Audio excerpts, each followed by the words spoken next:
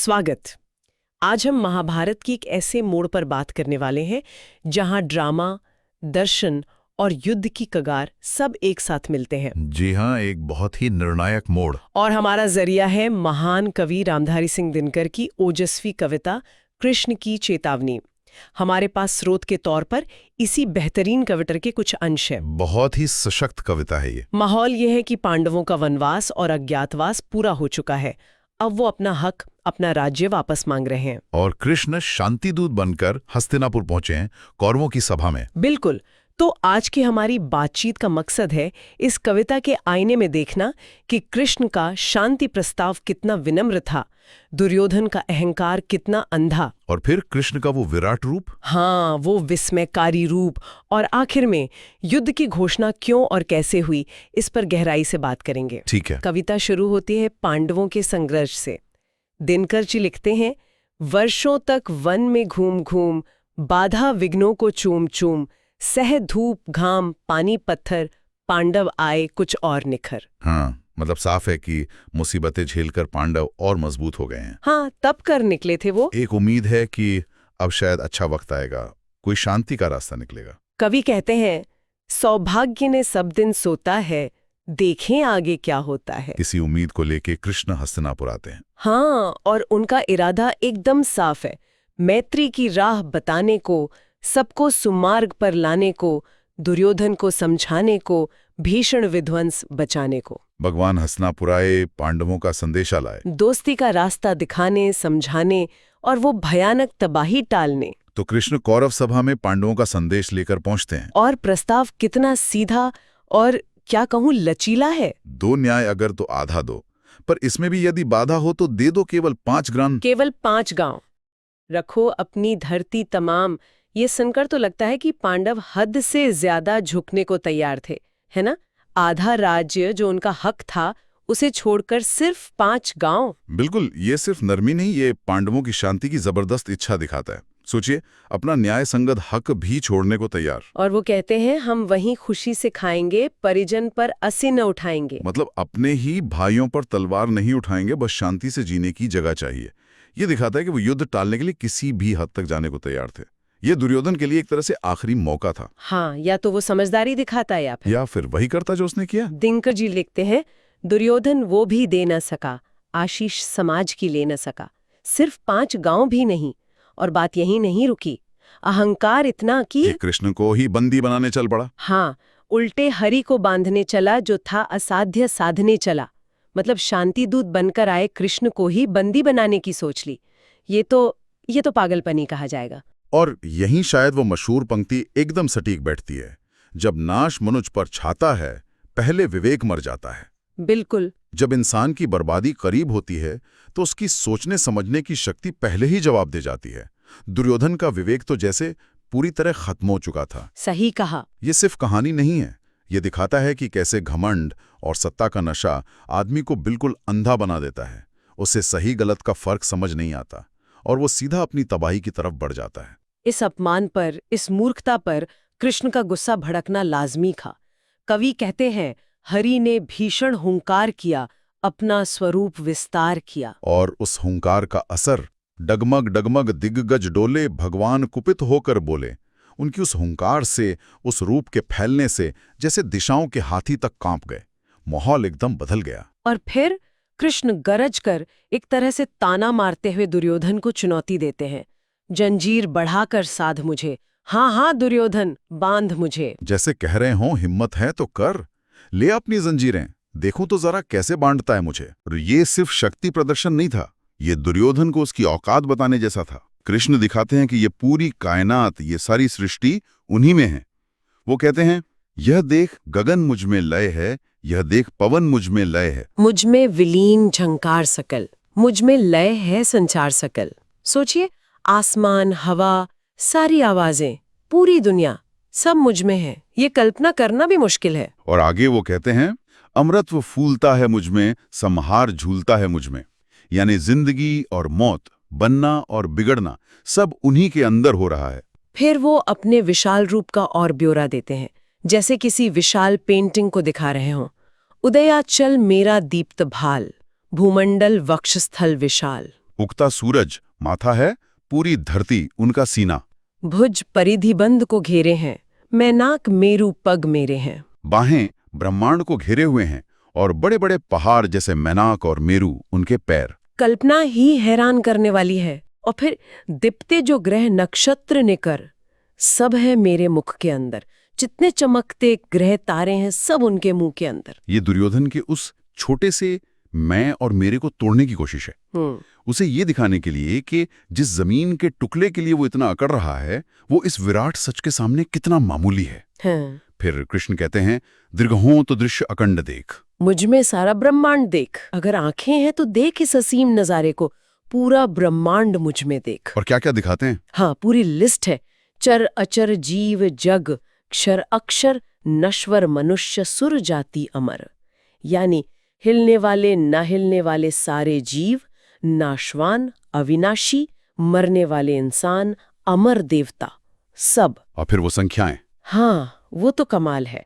शतकोटि सूर्य शतकोटि चंद्र, शतकोटि सरित sir Sindhu मंद्र, करोड़ों सूरज चांद नदियां समुद्र, सब उन्हीं में। इतना ही नहीं, वो आगे सारे बड़े देवताओं और शक्तियों का जिक्र करते हैं। शतकोटि विष्णु ब्रह्मा महेश, शतकोटि जिष्णु जलपति धनेश। यानी करोड़ों विष्णु, ब्रह्मा, शिवजी और जिष्णु मतलब इंद्र, जलपति, वरुण, धनेश, कुबेर। शतकोटि रुद्र, शतकोटि काल, शतकोटि दंडधर लोकपाल। करोड़ों रुद्र, काल यानी समय और यमराज जैसे लोकपाल, सब मुझ में ही समाये हैं। ये गिनवाना ही अपने आप में उस विराटता का एहसास कराता है। और फिर वही चुनौती, वही ताना, जंजीर बढ़ाकर साध इन्हें, हाँ हाँ दुर्योधन बांध इन्हें। इन सबको बांध सकता है तो मुझे भी बांध ले। ये लगभग असंभव को सामने रख देना है। ये सिर्फ चुनौती नहीं, ये उस विराट सत्य का दर्शन है। वो दिखाते हैं भूत भविष्य वर्तमान सब एक साथ। हाँ, जैसे वो दिखाते हैं भूलोक अतल पाताल देख, गत और अनागत काल देख। और फिर दुनिया कैसे बनी और महाभारत का युद्ध जो अभी हुआ नहीं है उसका भयानक अंजाम भी। ये देख जगत का आदि सृजन, ये देख महाभारत का रण। मृतकों से पटी हुई भू है, पहचान इसमें कहाँ तू है। सोचिए, वो भविष्य की युद्ध भूमि दिखा रहे हैं जो लाशों से ढकी है और पूछ रहे हैं, पहचान ले, इसमें तेरा वजूद कहाँ है, कितना छोटा है। बिल्कुल। बाल आसमान में फैले हैं, पैरों के नीचे पाताल और मुट्ठी में तीनों काल, भूत वर्तमान भविष्य। और फिर सृष्टि का सार बताते हैं, सब जन्म मुझी से पाते हैं, फिर लौट मुझी में आते हैं। सब यहीं से शुरू होता है, यहीं खत्म। ये सिर्फ दैवीय शक्ति का प्रदर्शन नहीं है, इसमें बहुत गहरा फलसफा है। ये दिखाता है कि इस ब्रह्मांडीय चेतना के सामने इंसान का अहंकार कितना छोटा और बेमानी है। बिल्कुल। सब कुछ उसी एक परम शक्ति से आता है और उसी में लौट जाता है। शायद कृष्ण दुर्योधन को यह समझाना चाह रहे थे कि जिस चीज के लिए वो लड़ रहा है वो कितनी क्षणभंगुर है। पर अहंकार कहाँ टूटा, बल्कि कृष्ण अब और ज्यादा व्यंग्य करते हैं। उसकी बेवकूफी पर चोट करते हुए पूछते हैं, बांधने मुझे तो आया है, जंजीर बड़ी क्या लाया है। क्या तेरे पास इतनी बड़ी जंजीर है जो मुझे इस विराट रूप को बांध सके? फिर एक और चुनौती जो असंभव है, यदि मुझे बांधना चाहे मन, पहले तो बांध अनंत गगन। अगर मुझे बांधना ही है तो पहले इस अंतहीन आसमान को बांध कर दिखा। जो इस खालीपन को, इस असीमितता को नहीं पकड़ सकता, वो मुझे कैसे बांधेगा।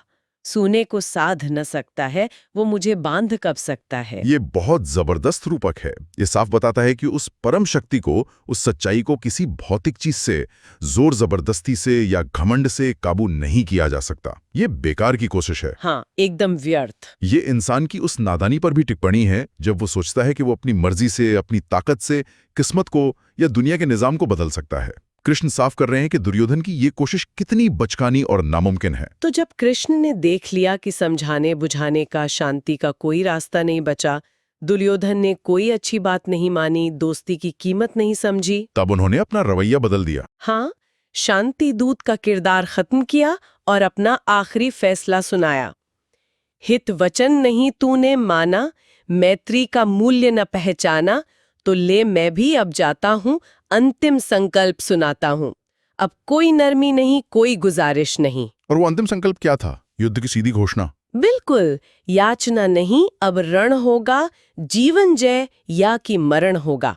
अब कोई मिन्नतें नहीं होंगी, अब सिर्फ लड़ाई होगी। नतीजा या तो जिंदगी की जीत होगी या मौत, बीच का कोई रास्ता नहीं बचा। और इसके बाद कृष्ण आने वाले युद्ध की भयंकरता का नक्शा खींचते हैं, एक तरह से चेतावनी देते हुए भविष्य बताते हैं। टकराएंगे नक्श निकर, बरसेगी भू पर वहनी प्रखर। फण शेष नाग का डोलेगा, विकराल काल मुंह खोलेगा। ग्रह नक्षत्र टकराएंगे, धरती पर भयानक आग बरसेगी। धरती को संभालने वाले शेषनाग का फन कांपेगा और खुद महाकाल अपना मुंह खोल देगा। वो कहते हैं, दुर्योधन, रण ऐसा होगा, फिर कभी नहीं जैसा होगा। इतना भयानक युद्ध होगा जैसा इतिहास में कभी नहीं हुआ होगा। ये सिर्फ डराना नहीं है, ये उस विनाश की तस्वीर है जिसे दुर्योधन ने चुना है। कृष्ण साफ कर रहे हैं कि अब पीछे हटने का कोई रास्ता नहीं है और जो होगा वो बहुत भयानक होगा। और इस युद्ध की त्रासदी क्या होगी? भाई पर भाई टूटेंगे, विष बाण बूंद से छूटेंगे। वैश्य श्रृगाल सुख लूटेंगे, सौभाग्य मनुज के फूटेंगे। भाई ही भाई को मारेगा, जहरीले तीरों की बारिश होगी, कौवे और सियार लाशों को नोचेंगे और इंसानों की किस्मत फूट जाएगी। ये बहुत ही भयानक चित्रण है। और अंत में सीधा दुर्योधन को संबोधित करते हुए कहते हैं, आखिर तू भूषाई होगा, हिंसा का पर दाई होगा। आखिरकार तू जमीन पर पड़ा मिलेगा, मारा जाएगा, लेकिन इस सारी हिंसा, इस सारी तबाही का जिम्मेदार सिर्फ तू ही होगा। ये बहुत महत्वपूर्ण बात है। हाँ, कृष्ण यहाँ युद्ध की अनिवार्यता तो बता ही रहे हैं, लेकिन साथ ही उसका भयानक अंजाम और उसकी पूरी जिम्मेदारी दुर्योधन पर डाल रहे हैं। हिंसा का पर दाई होगा। बिल्कुल स्पष्ट कर दिया। ये सिर्फ भविष्यवाणी नहीं, ये कर्म के सिद्धांत को सामने रखना है। जैसा कर्म मतलब अन्याय, अहंकार, शांति का तिरस्कार दुर्योधन ने किया, उसका फल यानी विनाश उसे भुगतना पड़ेगा और उसकी जिम्मेदारी भी उसी की होगी। कोई बहाना नहीं चलेगा। तो कृष्ण का ये विराट रूप, ये भयंकर चेतावनी, कौरव सभा पर इसका क्या असर हुआ होगा? दिनकर जी लिखते हैं, थी सभा सन्न, सब लोग डरे, चुप थे या थे बेहोश पड़े। जाहिर है उस तेज को, उस क्रोध को सह पाना सबके बस का नहीं था। पूरी सभा जैसे जम गई, सब डर गए, या तो चुप हो गए या बेहोश। लेकिन यहाँ एक दिलचस्प बात है। कवि कहते हैं, दो लोग ऐसे थे जो डरे नहीं, बल्कि शायद इस स्थिति में भी सुख महसूस कर रहे थे। हाँ, कौन थे वो? केवल दो नर ना अघाते थे, धृतराष्ट्र विदुर सुख पाते थे, कर जोड़ खड़े प्रमुदित निर्भय, दोनों पुकारते थे जय जय। सिर्फ धृतराष्ट्र और विदुर। हाँ, वो अघा नहीं रहे थे, बल्कि खुश थे, बिना डरे हाथ जोड़े खड़े थे और कृष्ण की जय जयकार कर रहे थे। ये थोड़ा अजीब नहीं लगता, खासकर धृतराष्ट्र का खुश होना? हाँ, ये वाकई सोचने वाली बात है। धृतराष्ट्र जो पुत्र मोह में अंधे माने जाते हैं, उनका इस पल में सुख पाना हैरान करता है। वही तो, क्या मतलब हो सकता है इसका? हो सकता है ये उस दैवीय शक्ति को साक्षात देखने का विस्मय हो, डर के साथ मिला हुआ एक अजीब सा आनंद, या शायद उन्हें अब ये स्पष्ट हो गया कि युद्ध तो होकर रहेगा, तो एक तरह की निश्चिंतता आ गई हो। ये भी हो सकता है। विदुर का प्रसन्न होना फिर भी समझ आता है। वो धर्म के जानकार थे, कृष्ण भक्त थे, उनके लिए ये शायद ईश्वर के न्याय और ताकत का प्रदर्शन था। लेकिन धृतराष्ट्र की प्रतिक्रिया, हाँ, ये इस पूरे प्रसंग को और रहस्यमयी बना देती है, इसकी कई परतें खोल देती है। तो ये थी दिनकर जी की कृष्ण की चेतावनी के जरिए महाभारत के उस तूफानी मोड़ की हमारी पड़ताल। कृष्ण का शांति के लिए आखिरी प्रयास, दुर्योधन का विवेक खो चुका अहंकार, कृष्ण का वो हैरान कर देने वाला विराट रूप, और फिर युद्ध की वो अटल घोषणा जिसने इतिहास बदल दिया। हाँ, वाकई ये कविता कमाल के अंदाज में धर्म अधर्म, समझदारी अहंकार, शांति की कोशिश और तबाही की अनिवार्यता के बीच का टकराव दिखाती है। बहुत खूबसूरती से। और ये साफ करती है कि कैसे एक इंसान की जिद, अन्याय और नासमझी पूरे समाज को, एक पूरे युग को युद्ध की आग में झोंक सकती है। कृष्ण की चेतावनी सिर्फ दुर्योधन के लिए नहीं थी, ये शायद हर उस ताकत और हर उस इंसान के लिए है जो इंसाफ और समझदारी का रास्ता छोड़कर घमंड और जिद का रास्ता पकड़ता है। और यही हम अपने श्रोताओं के लिए एक सवाल छोड़ जाते हैं। दिनकर जी की वो पंक्ति, जब नाश मनुज पर छाता है, पहले विवेक मर जाता है, बहुत गहरी पंक्ति है। हाँ, तो सवाल ये है कि क्या ये सिर्फ पुरानी कहानियों या महाकाव्यों की बात है, या हम आज भी अपनी जिंदगी में, अपने आसपास, अपने समाज में देखते हैं कि कैसे कभी-कभी हमारी जिद, हमारा गुस्सा, हमारा डर या हमारा अहंकार हमारी सोचने समझने की ताकत पर पर्दा डाल देता है और हमें गलत फैसलों की तरफ ले जाता है। हाँ, और कभी-कभी बहुत बुरे नतीजों की तरफ ले जाता है। इस पे सोचा जा सकता है।